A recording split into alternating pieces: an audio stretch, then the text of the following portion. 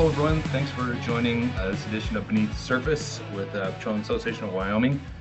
We're pleased this morning to have Stacia Berry with us to talk about the Office of State Lands and Investments. Stacia is the new director of the Wyoming Office of State Lands and Investments, sometimes around here referred to as OSLI, which I can't say I love. What do you call it, Stacia?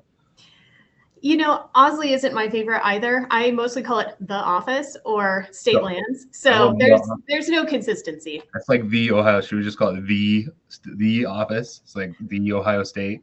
Oh, I don't know. There's enough people that don't have an appreciation for the Ohio State's attitude that I might not go that direction just yet. That's awesome. Well, we're going to talk a little bit about Stacia and her background. We're going to talk about the Office of State Lands, the office, and what it does, and what it should do, what it can do, what we hope it will do, and who knows, little other conversation as well. So, Stacia, thanks for joining us. Happy to have you. You know, your family has a long history in Wyoming, I believe. Could you just introduce yourself a little bit? Like, what is that history? You've been here since like before statehood, I think, or something like that. Is that about right?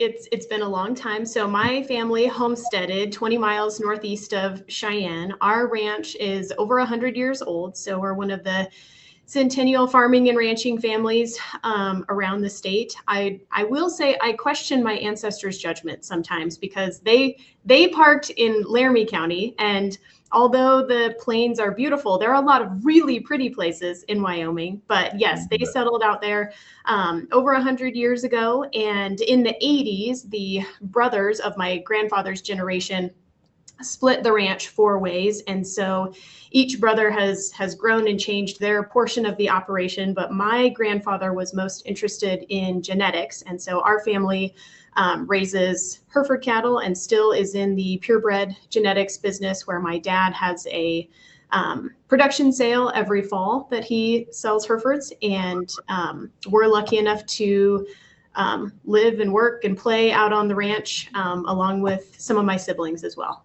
Oh, that's amazing. So obviously this job that you just took is all consuming, but to what extent do you stay involved in the work out on the ranch?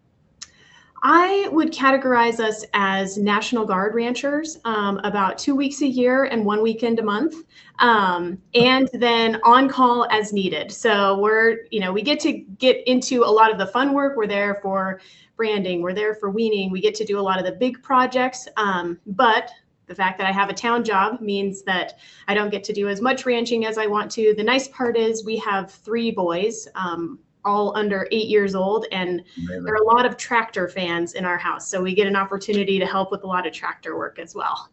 That's awesome. So I don't have a ranching background, but my parents, they were teachers initially, and they were teachers in Arkansas. And then in order to get back to Wyoming, they took jobs as teachers in a 1-room schoolhouse in Converse County on the Alamand Ranch, and so taught the ranch hand kids and the Alamand kids all through that.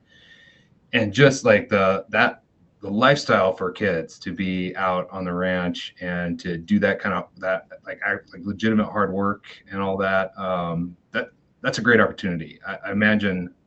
Well, I'm guessing they love it. Do they love it? They do love it. I think when you're in it, especially when you're young, you don't have an appreciation for it. I think when I look back and see the experiences I was able to have, I really treasure those. But aside from hard work, it exposes you from a young age to harsh realities. There's a lot of experiences with life and death, and watching crops that make it or don't, or calves that make it or don't, that you see from a really young age that shape you pretty immediately. And so I think just the things that you're exposed to out there, really provide a different perspective that is hard to replicate. That's amazing. I could talk about that. That's an amazing statement. I could talk about that all day long. But let me shift gears here. You just took this crazy job directing the office, and maybe let's just start with just a little bit of just nuts and bolts about what Office of State Lands and Investments is and does, and then we'll circle back to to why in the world you decided you would take this job. So maybe what is the office? What does it do? What does it manage? Sure. Great question. So something that amazed me as I jumped into this job is just the breadth of what happens in this office. So this agency serves as the administrative arm for two different boards, and that is the State Loan and Investment Board and the State Board of Land Commissioners. And so we have two sides of the house here that do work in that function. And that board is tasked with serving the trust beneficiaries. And so there are state trust lands that have been granted to the state for our management and use, primarily for the funding of K-12 education. Other functions have come to exist here as well, but on the Board of Land Commissioner side, we have a trust land division, and that division helps manage the 3.5 million surface acres and 3.9 million mineral acres that are devoted to essentially generation of revenue for trust beneficiaries. And so there's a lot that happens with those lands, including leasing for mineral extraction, but also uses like grazing or temporary use permits or special use leases. And so all different opportunities for uses on those state land parcels from a variety of different groups with different interests, but with that end goal of creating revenue that goes towards that trust for those trust beneficiaries. On the other side of the house, we have our administration division, which helps manage a lot of the money function, which is the loans that are oftentimes loans and grants that are given to communities around the state. So we have a couple of different areas that we work in. One includes what's called the MRG, or the Mineral Royalty Grant. And so this is a grant that is given out, spread out 4 times throughout the year. Emergencies can come in front of the board as well, but periodically throughout the year, the board gets together. We'll have another meeting actually next week for mineral royalty grants to give out money to communities for everything from school buses to fire trucks to ambulances to radios for fire departments, a variety of different grants to assist communities. But we also house the state revolving fund for both clean water and drinking water, which is typically a loan program that communities around the state can access in conjunction with work for DEQ for things like replacing lead service lines and different issues that face communities, because infrastructure needs are huge. In Wyoming, we have a lot of aging infrastructure, and we have small rural communities that don't necessarily have the user fees that can support the giant lift that it is to make some of those necessary repairs over time. So they access those funds, and, you know, a variety of different loan programs that exist within the agency for first-time farmers and ranchers, farm loans. And so we're just starting a bridge loan program this summer for emergencies. So it's a 3-year note that you can get up to $750,000 if you've been the subject of a natural disaster. So that will start here this summer. So yeah, there's just a lot of diversity of what's happening in this agency, but that's sort of the two sides of the house that serve the boards. Cool. So you have nothing to do, in other words. It's very quiet, not a lot going on. So going back real quick to you mentioned the mineral royalty grants. I mean, as the name suggests, that those grants for school buses, fire trucks, whatever, that comes from mineral royalties. I'm assuming oil, gas, coal to a certain extent. Well, I guess maybe only those 3 right now. Is that right? I think those are the only producing ones right now, yes, but over time we may see a few others come online. I think uranium falls into that area. I don't know that we have any production in that area at that time. I would have to check, but yes, you're correct. To generally categorize that, that's where the money is coming from. And I should mention, since we're talking about it, as far as revenue generation on trust lands, the extractive industry is 99% of the revenue that's being generated on state trust lands right now, both subsurface and surface. Wow, I didn't realize. I think the number I've been using quite a lot is like 89%. It's 99. It's yep. I was going to say I'll have to send you guys numbers.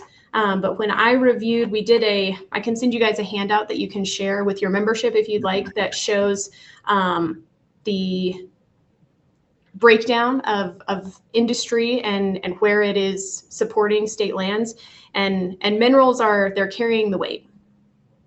Yeah, that's I mean, that's largely been the case. And I think one of the things I think is really interesting about state lands and the management of state surface in particular is it kind of gets, at least in my mind, it gets sort of blended in with federal lands and all the discussion about multiple use of federal lands, which I'm a big believer in multiple use of federal lands. There's a lot of debate about that, and I think, in my opinion, we're kind of we really have to fight to maintain multiple use, but that's not the design of state lands. It's not designed to be multiple use, at least not initially. I know there's a lot of more talk about that recently, about what are the appropriate uses for state lands, particularly for trust beneficiaries and all that. What's your thoughts on that, is in terms of the use of state lands, and how do you approach it as you're looking forward in your role about the best uses of the surface acreage? Yeah, great question. And you're right, there is a distinction between those federal lands and state lands, and the mandate on federal lands for multiple use and considering multiple users. And here, with state lands, these lands held in this statutory trust for the benefit of those state trust land beneficiaries, doesn't have the same mandate of multiple use. But I think what I have seen in my very short tenure, and as I learn here, is that there is certainly not any opposition to multiple use. And I think finding compatible uses on parcels is the aim, because if you're looking to maximize revenue generation, when you can find complementary uses on parcels, then multiple use to have a variety of interests, be able to access and use these lands while all the time reaching our mission of managing, these resources effectively, both for the short term and long term. I think there's a great opportunity there. I'm really interested in your use of the term compatible use. I've heard that kind of kicked around a little bit more as maybe a better word to even describe on the federal side about how to do. I mean, obviously for folks who want to, the hook and bullet crowd that want to go out and recreate on federal lands, you're not going to do it right where there's a well pad. So multiple use doesn't quite capture that. But the purpose, of course, is in oil and gas. Eventually, we put it back the way it was. And so maybe, could you say a little bit more about what your thoughts are on what are compatible uses? How would that work? Do you have to change? What kind of structural changes do you have to make at the agency to advance compatible use like that? Sure. I think it evolves over time, because as you say, once extraction is done in an area, there's reclamation, and then you have an entirely different landscape. And so I think it changes over time. I think we've seen certainly the grazing aspect can be very compatible with the extractive industries. I think there's more potential for conflict in recreational opportunities, and how those work together with all of the other uses, because there's inherently some disturbance. And so I think strategically planning in using places that are higher visibility or higher desire by the public and recreational groups to do leasing of those lands is certainly possible. And so I think it's more of a long-term plan and looking at how over time those uses can be compatible, and just trying to be mindful as we present options to the board. I think something that's important to note, most of the opportunities, what I've seen here so far at the office, is these opportunities are presented to the office. This isn't sometimes the agency has had the ability to go out and shop all of these. And it may be a mindset shift or a conversation to be had on what is our bigger term, longer term interest in evaluating those uses, how they work together so that we can maximize use or maximize revenue, and how can those marry together in a way that benefits as many people as we can. Yeah. It's a fascinating discussion, I think, to try to, how many acres did you say? 3.5 million? 3.5 million surface acres. Yeah, and obviously they're not all made the same. There's, you just look at the Kelly parcel versus something in perhaps Powder River Basin or whatever. They're very, very different. What kind of workforce do you have? What kind of staff do you have that can how to evaluate all these various areas and try to determine their highest and best use, and maybe have these negotiations, and both with uh, agriculture landowners, but also with my members who are trying to produce resources. So the staffing is fairly limited, I will say. We have one real estate specialist position, which is currently vacant, that we are hiring for. In our field services division, we have roughly 5 field service inspectors that are out there in the field available for site inspections, helping to monitor those parcels, doing appraisals. But overall, the agency on the OSLI portion is about 55 employees. And so that's for both the loan side and the trust land management side.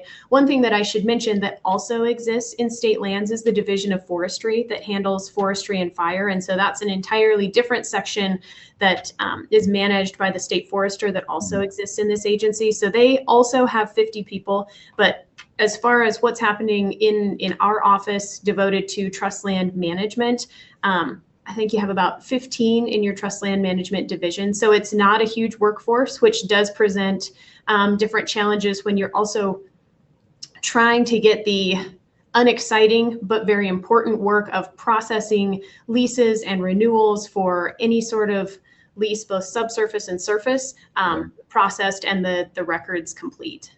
Yeah. So just real quick on the funding side for the office, is it? You mentioned the whole forestry division and all that.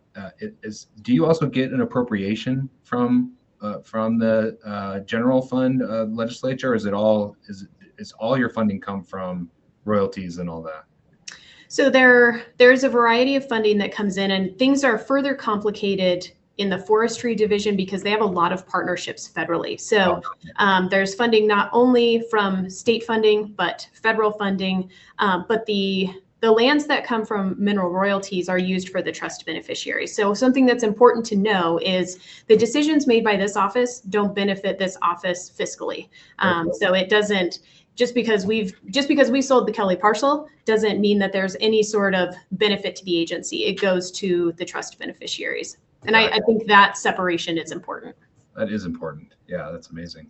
So let's say you've been in the job here for what, 2 months, 3 months? Just about 2 months, a little over. So clearly an expert. Clearly not an expert. I'll ask you a forward-thinking question in a minute, but looking back, I'm just really curious. At some point, I suspect what happened is the governor called you and said, "Hey, would you like to have this job?" To the extent you're willing to share it, I'm just interested in what your thought process was about.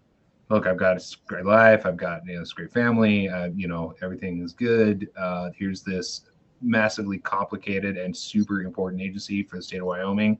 Yeah, I think I'll do that. Like, how did you walk us through how you made the decision just to even sit where you are right now? Sure. And I do laugh because the first time that the governor called, he took me by surprise and said, "Have you ever thought of working at state lands?" Yeah. I was like, I haven't. And he was like, "Would you like to think about working at state lands?" And it's like, sure. And so that is what kicked off the conversation. It was not anything that I had anticipated. But the thing that I thought about when evaluating this opportunity is there is such really important work being done at this agency. And I felt like for me, it was an honor and an opportunity to have the ability to contribute. And so because of the work this office does, it piqued my interest. It made me want to learn more. And it made me want to help as much as I can in the time that I'm here. Yeah, that's awesome. And, I think, as you've been there for a couple months, you're evaluating how the office works, but also what its mission is and how to improve its processes and outcomes. How do you? Well, let's start here. When you're looking at the oil and gas program, 99% of the revenue, as you said, for trust beneficiaries, and you and I have discussed before that it's been a really long time since the oil and gas rules were opened at, or at least opened in a major way at the office. And basically back when vertical wells were the order of the day. And now, as you know, we've got these really long laterals, up 3 miles in some cases, and large federal communitization areas and all that. And as is the case in every industry, government rules tend to lag behind. But it's pretty complex, about what to do about that. So understanding that, if we're going to open rules moving forward, we don't want to put the cart before the horse here and sort of prejudge what an outcome would be. But I'm wondering what you think, like what if, as you're looking for the future and thinking about the priority and the vision of the office for continuing to develop resources for trust beneficiaries, extractive resources like oil and gas. How are you thinking about that? Have you identified specific challenges that you want to try to overcome, either internally or externally, or heard anything else about how we want to move the office forward? Sure. So I think in the early stages of any job, it's important to remain curious and to be investigative. And so my space in this first 2 months has really been very much trying to understand what's going on in the office, understand the processes, understand who's doing what or why they're doing what. And so with that, I try and couple some of the things that I wanted to focus on in coming to this agency. And that was customer service, communication, and common sense. And with those 3 things, when working with different folks in our agency and now interfacing with those that are working with the agency, that are using the agency's services, trying to find out where the pinch points are. And so for me, it's not about coming in and making massive or dramatic changes, because I think that puts everybody in a tailspin and tends to create confusion. And so for me, I want to get in here, evaluate those pinch points, and find out where we can have small wins that add up over and over, because I don't know that drastic reform is necessary. I just haven't been here long enough to evaluate it and say, we need to change so many things. But I think focusing on, and especially from groups like yours, when we can get feedback from the industry that says, if these rules were updated, we feel like they would really be more helpful in how we operate. That type of feedback is really helpful, so that then I can couple that with conversations with our staff here saying, tell me how we got here. Tell me the history, tell me what built to this place, and what are you guys seeing as you interface with people that are asking questions or contacting the office? And then let's have a conversation about how we can move forward in a way that's productive and helpful for the industry. Yeah, that's interesting. And, I think I'm as guilty as anybody. Sometimes I think that we approach as PAW and other organizations, sometimes there's just some irritant that's like just a burr under the saddle that it's got our attention, and we're just kind of chasing after that thing, whatever it is, and come to the agency like it's a big fire we got to put out, and I don't know that we're as good as maybe we should be at taking a holistic look at how the program is looking, and not just at the office, but at any of the agencies.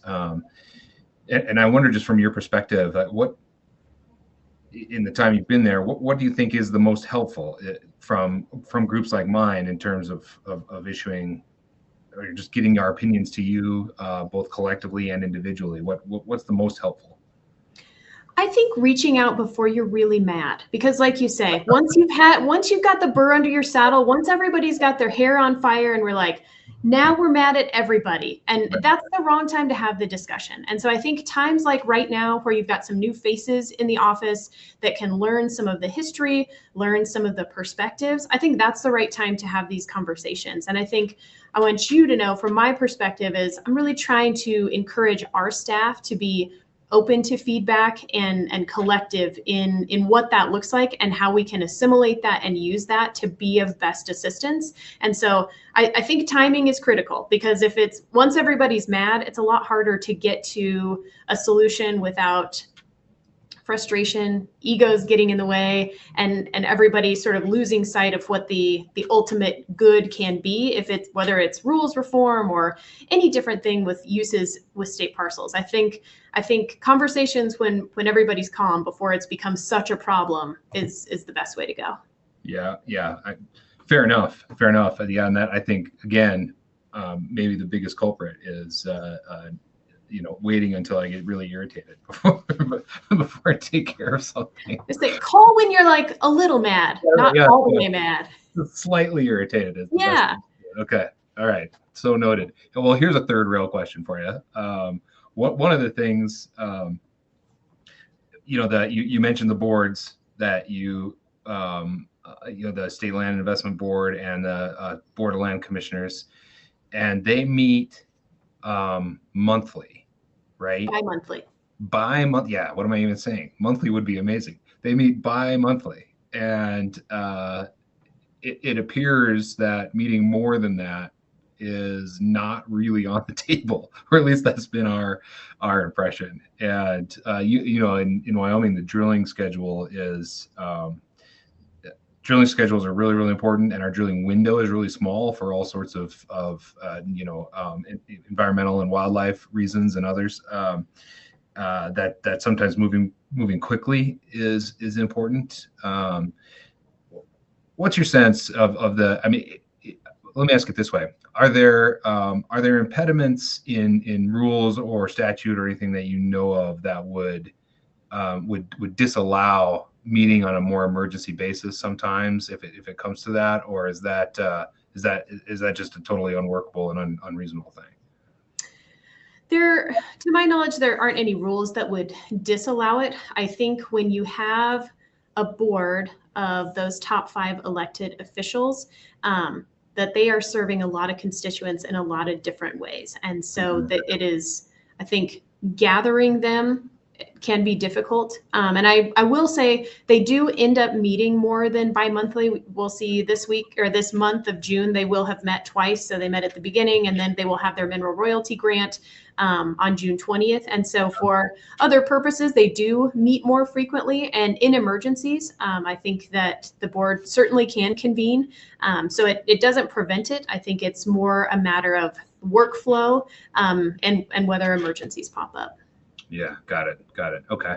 Yeah, I don't know that we've ever kind of pursued any sort of other avenues, except for in kind of like super emergencies, but just trying to speed up that process a little bit, I think would be of interest. So they did pass a policy, and I don't have the whole list in front of me of what all they allow the director to pre-approve, but in December of 2024, they did pass a board policy that allows, like I say, there's like 10 different things on the list, so I can't repeat them all to you right now, but it does, because of the timing issue that you mentioned, allow the director to do a pre-approval that would allow others, like I say, I don't have the list in front of me, but does allow signature on those documents. And I think we've had one recently for a company that had a rig that needed to do something with a well pad that they needed a signature immediately. And I think we were able to provide that because the board did just pass that policy within the last 6 months. So I think there are some pre-approval options that will help with some of the timing restraints that you're mentioning. But it's all fairly new. Great. Yeah, I don't think I was even aware of that. I should, I'll get with your office and get a little bit more detail on that and get it out to everybody. That's awesome. Well, this is great. So I think what we, as the name suggests, beneath the surface, we're trying to, not only get information out to our members about, things that are relevant to their work in oil and gas, but also to kind of just go a little bit deeper on who the people are that are making decisions and how they're making those decisions. So in order to do that, what I want to talk to guests about is there a couple things, and you can go any direction you want with it. One, we talk a little bit about a book you've read or are reading that has been influential in your thinking, or in how you lead the agency or just day-to-day life. And then second, if you're willing to share, if there's been a mentor in your life that has helped you get to where you are today. Sure. Yes. Happy to answer all of those. I will tell you, I am somewhat of a leadership and self-improvement junkie. And so I tend towards that genre of books. And we have visited previously, I just finished reading Strength to Strength by Arthur Brooks, which I thought was really interesting. And some of the concepts in there of fluid intelligence versus crystallized intelligence, and just the abilities that we have over time in our careers and how we can frame those and maximize what we do was very interesting to me.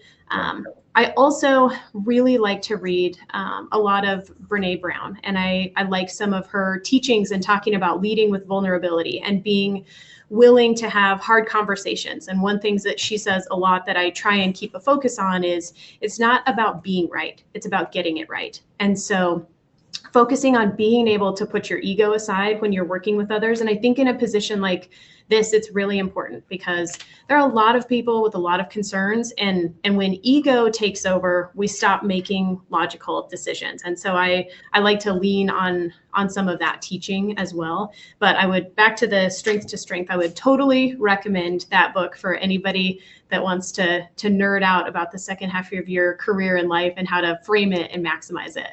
Yeah, I mean, both those suggestions are fantastic. I think I've read Strength to Strength, and the fluid and crystallized intelligence is really interesting. It's basically the change from the sort of dynamism of an entrepreneurial brain that a lot of us have in our younger, 20s and 30s and into the 40s, and then kind of a jumping over into a different sort of more, I guess, more wisdom or teaching or that sort of thing is the crystallized intelligence, which I really love. So yeah, I'm with you on that. On the Brene Brown, I think that, I don't know if she said it, I can't remember whether it might have been actually Arthur Brooks too, on in the podcast about Strength to Strength, was talking about, is it more important to you to be right, or to have the relationship, or to advance the cause? And so you have a cause there and a mission defined for you. My role, working at the legislature and all that, it's pretty easy to really attach to being right instead of trying to just advancing the cause. And so that's definitely been a growth area for me as well. What about a mentor? So I have been really blessed to have people over the course of my life interested in helping me understand and advance. And some of the ones that I would list is, I had a great undergraduate professor. His name was Doug Hickson. He was my advisor, and he was the one he helped me change my major, take the direction.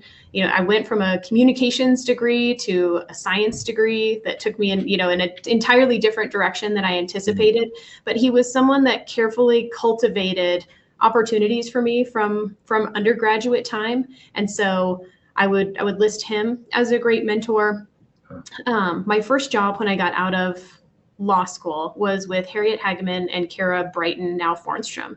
And I think those first employers are so pivotal in shaping your experience, because I was young and didn't know how to be a lawyer and didn't have a great idea of what my job actually looked like. And they took the time to help me really understand very foundational things. I remember going into Harriet's office, trying to ask her the answer, and she always asked me, "What does the law say?" And I'd trudge back to my office and spend more time researching the statute. And it was one of those where it happened probably more times than it should, which meant maybe I was a slow learner at the time.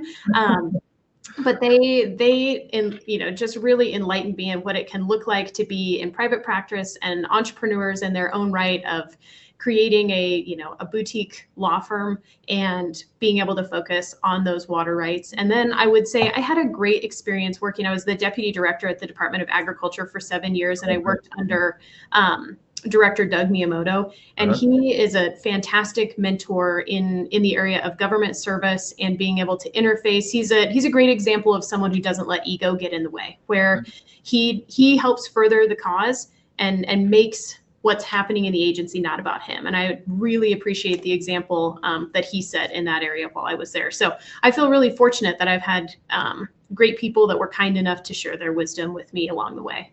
Yeah, that's amazing. That's amazing. Well, congratulations to you on this post. I know it's a big job, and I imagine on occasion feels a little daunting.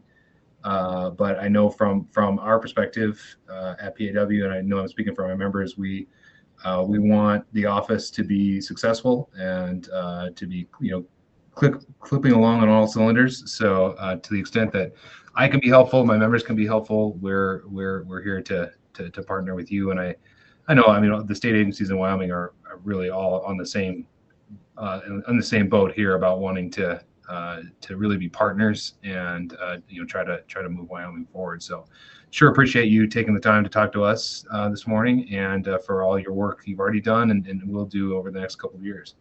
Well, thank you. And thanks for the opportunity for the conversation. And to you and your members, know that the door is open. We welcome conversation. And like I say, call before you're really mad. Call when there's something that you're thinking about, so we can have that conversation and we can move the cause forward.